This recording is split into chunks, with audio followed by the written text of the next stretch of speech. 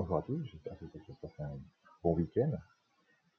On va revenir un petit peu sur donc la proportionnalité. On va commencer par quelques rappels que vous avez vus en 6e et en 5e, donc les différentes façons de savoir ce tableau de proportionnalité et de compléter ce tableau. Donc on vous demandait dans l'exercice 1 si on avait des tableaux de proportionnalité ou pas. Donc je vous rappelle, pour que ce soit un tableau de proportionnalité, pour passer de la première à la deuxième ligne, on doit toujours multiplier par le même nombre. Donc là, si on regarde, c'est facile. On doit faire 6 fois 2 pour obtenir 12, 12 fois 2 pour avoir 24, 18 fois 2 pour obtenir 36. Par contre, si je fais 30 fois 2, normalement, j'obtiens 60. Donc ici, ce n'est pas le cas. Donc, il ne s'agit pas d'un tableau de proportionnalité. Même si ça fonctionne pour les 3 premières colonnes, il suffit d'une colonne qui ne fonctionne pas pour que ce ne soit pas un tableau de proportionnalité. Deuxième cas ici, donc on multiplie par 1,5, et ça fonctionne pour chaque colonne. Donc il s'agit bien d'un tableau de proportionnalité, de coefficient 1,5. Pour passer de la première à la deuxième ligne, on va toujours multiplier par le même nombre, qui est 1,5. Pour le compléter ici, on va pouvoir revoir les différentes méthodes. Donc on a une colonne complète, donc là c'est obligatoire si on veut pouvoir compléter le tableau. Donc pour 80 km en 20 minutes, on nous demande pour 100 km combien de temps je vais pouvoir mettre. Donc ici, ce qu'on sait, c'est que pour aller de 80 à 20, on divise par 4. Donc on multiplie par 1 quart. Donc le coefficient de proportionnalité vaut 1 quart. Donc si je fais 100 fois 1 quart, donc ça fait 100 divisé par 4, j'obtiens 25. Si je fais 200 fois 1 quart, et 200 divisé par 4, j'obtiens 50. Ah, ici, cette fois-ci, j'ai le nombre de minutes, donc combien de kilomètres je peux espérer faire. Là, si pour descendre, je divise par 4, pour remonter, je vais multiplier par le coefficient, multiplier par 4. 40 fois 4, 4 fois 4, 16, plus 1, 0, ça fait 160. Ensuite, on dit pour 1 heure, donc 1 heure c'est 60 minutes, 60 multiplié par 4, ça fait 240.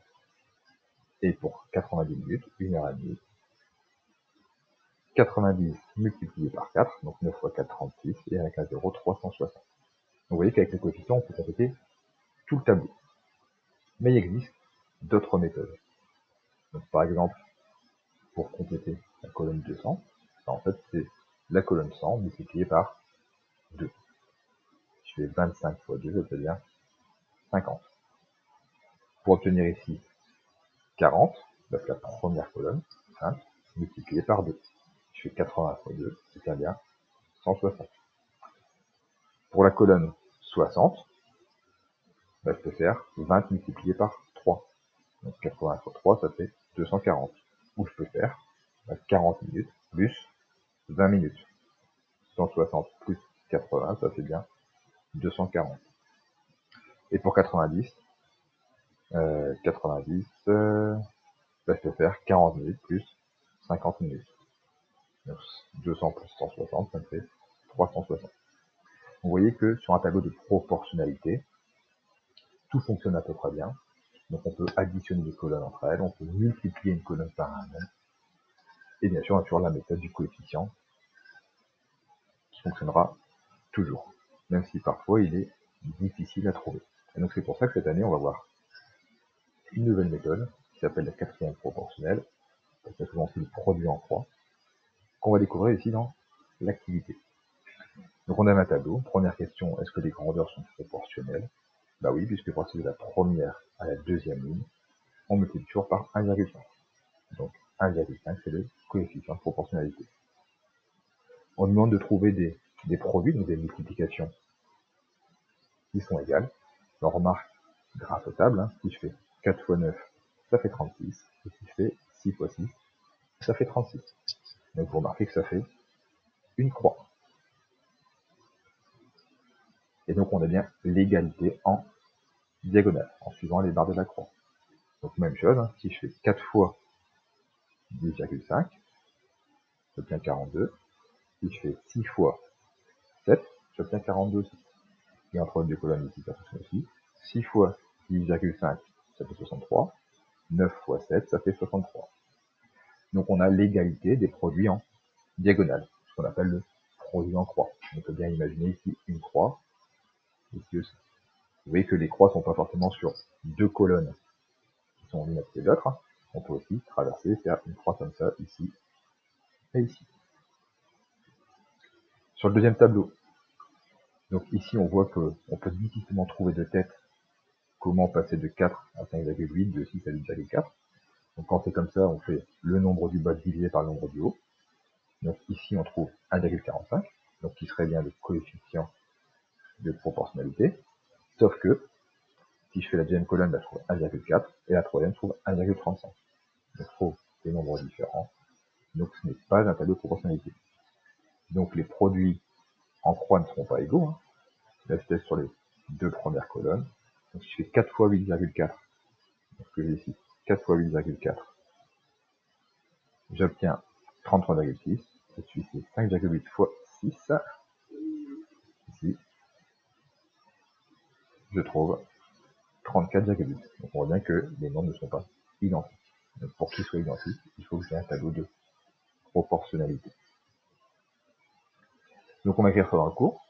Donc si j'ai mon tableau de cette forme-là, bah, ma croix, elle me dit quoi? Elle me dit que si je multiplie A par D, bah, ça va être égal à C fois B.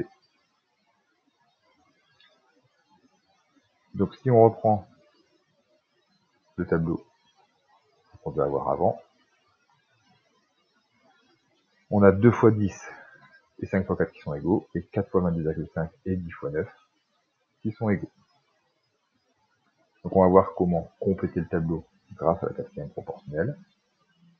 Donc pour ça, on va pouvoir utiliser le produit en croix en plus des méthodes qu'on connaît déjà. C'est une méthode supplémentaire. Donc si j'ai cet exemple-là, donc moi je cherche le nombre que je pourrais mettre ici. Donc exactement comme tout à l'heure dans l'exercice avec l'hélicoptère, ça nous fera cette méthode en supplément. Bah, qu'est-ce qui se passe ici? J'ai 15 multiplié par x qui est égal à 6 multiplié par 5, ce que j'ai ici. Donc ça nous fait une petite équation à résoudre. Donc ça fait 15x égale 30, 6 fois 5 ça fait 30. Et donc là, pour trouver la valeur de x, que je peux faire, bah, je peux diviser par 15 de chaque côté. Parce que quand on divise par un même nombre d'égalité, bah, on ne change pas la valeur de l'égalité. On ne change pas l'égalité. On divise par 15 de chaque côté, donc là les deux 15 se simplifient, puisque je multiplie par 15 et je divise par 15, comme si j'avais rien fait. Et de l'autre côté, j'ai 30 divisé par 15. Et donc j'obtiens x égale 2. Donc ici, à la place du petit x, je pourrais mettre un 2.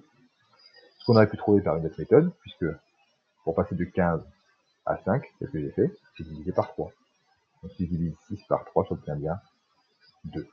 Vous voyez qu'il y a parfois d'autres méthodes qui vont fonctionner, mais le problème c'est que parfois les méthodes que vous connaissez jusqu'à maintenant, elles seraient très compliquées à mettre en œuvre et très compliquées pour trouver le résultat. Donc le produit en croix, ça va être une méthode qui va être assez systématique, qui va permettre de trouver assez facilement le résultat. Donc vous allez me faire quelques petits exercices pour appliquer tout ça. Donc l'exercice numéro 5, vous allez voir que c'est une sorte de petit problème. Donc là, n'hésitez pas à faire comme dans le 1 et le 2 où il y a des tableaux. Vous faites le petit tableau, et comme ça vous allez pouvoir voir tout de suite comment appliquer le produit en croix. Je vous souhaite un bon courage.